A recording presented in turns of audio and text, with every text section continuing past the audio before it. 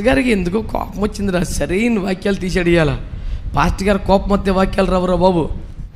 ఏంటంటే దైవజనుడికి ఆ కోపం ఏంటి? కాలుతో ఆ పీటలు తన్నుతాడా? డబ్బులు గిరాడేస్తాడా? సేవకుడు ఉండొచ్చా అండి?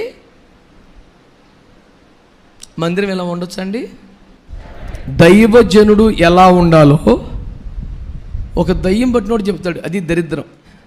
వీడెవడేడో దయ్యం పట్టినోడు, వీడెవడో రక్షణ లేనోడు, వీడెవడో మారుమనసు లేనోడు, వీడెవడో ఆత్మ లేనోడు, వీడెవడో అభిషేకం లేనోడు, వీడెవడో పంపబడనేవాడు, వీడెవడో అసలు ఆధ్యాత్మిక విలువలేమీ లేనోడు వీడంటాడు. దైవజనుడు అలాగ ఉండొచ్చునా? దైవజనుడు అలాగూ మాట్లాడవచ్చునా? కనీసం ఆర్ఎంపీ కానోడు సర్జరీ ఎట్ట చేయాలో ఎంఎస్ చేసినోడికి చెప్పినట్టు ఉంటుంది. చాలా దుర్మార్గం ఇది.